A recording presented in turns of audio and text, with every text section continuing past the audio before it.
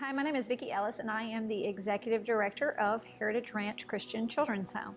And I am going to be doing a short video series on the difference between discipline and punishment. So, the first question I want to ask you today is, did you know discipline and punishment are different?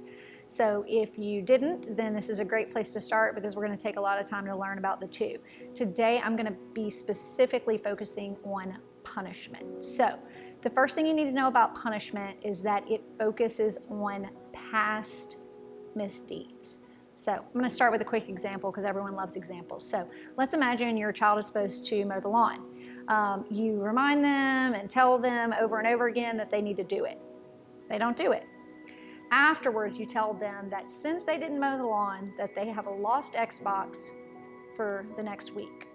So this is an example of establishing consequences on the back end. You are responding to something that has already taken place. So what punishment does, it instills a penalty for a child's offense.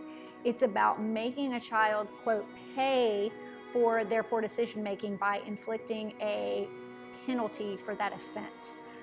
Because punishment is focused on the past, children often feel helpless.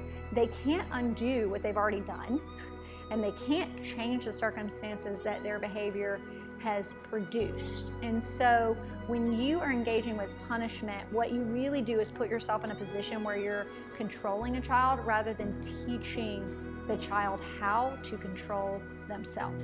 So punishment teaches kids that they are not able to be controlled of themselves. They learn that their parents need to manage their behavior because really they're not able to do it on their own. They become dependent on the consequences that their parents give them instead of making their own choices. So what it does is it creates compliance that is usually taking place in the presence of the disciplinarian. When you are using punishment, innately, whether you realize it or not, that the goal is that you are responding to your own frustration or desperation. If as a parent you feel compelled to yell or spank or remove every privilege that your child has to send a clear message that their behavior better change or else, then you're probably using punishment. Punishment is often triggered by fear of what your kid might do or a need for respect. And what you worry about is controlling the outcome of their behavior instead of teaching them choice. So usually punishment is not time specific. What happens is that when we're using punishment, we're usually in an emotional state. And so often we give really long consequences. Often they are even unenforceable. The reality is if you are using punishment, then you may, in a moment of emotion, give your child a consequence that you're not really willing to allow them to suffer. One of the dangers of punishment is that consequences are typically not very logical. So it may be that, like I said before in the example, your kid didn't mow the lawn, and so you ground them from Xbox for a week. Or your child didn't get off Xbox, so you tell them they can't go out with their friends that weekend.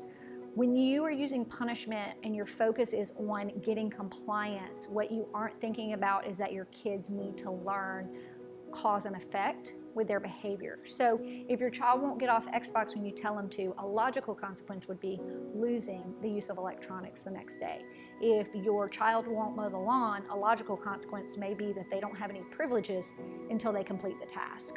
Again, when you are using punishment and your only goal is getting them to do what you want, typically speaking, you tend towards less than logical responses and you tend towards more emotional responses. I remember a parent once that said, if you don't do X, then we're not going to Disney World. Okay, well, are you really prepared that if your child doesn't do what you said, that you are going to cancel a family vacation? Because the reality is what punishment does is it puts us into a place where we're so focused on the outcome that we aren't thinking about the follow through and we're just trying to gain compliance. So what I want you to do if you're watching this video today is to just become aware if you're typically using punishment. And if you are, I want you to start thinking about how to shift to discipline. Ask yourself, why do you find it challenging to set consequences in place and let your children make a decision? Ask yourself, are you getting emotionally triggered by a situation and giving illogical or unenforceable consequences? And ultimately, at the end of the day, what I really want you to do is to encourage you to focus on being proactive and not reactive. Punishment is a reactive response to our kids' behavior. Discipline is a proactive teaching response that will teach them how to consider the consequences of their choices. In my next video in this series, I'm going to be talking about discipline and how you can use it in lieu of punishment. And I just want to remind you guys, as always, that the goal of parenting is creating healthy, functional adults long term. And so what we need to be thinking about is, how are the methods we're using when we're disciplining our kids going to be transferable down the road?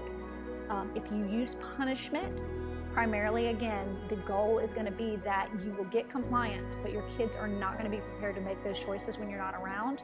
And so I really want to challenge you to shift, to start thinking about how you can go from punishment to discipline.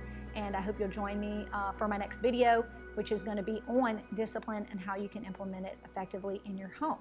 Thank you so much for tuning in today. Again, my name is Vicki Ellis, and I am the Executive Director of Heritage Ranch Christian Children's Home.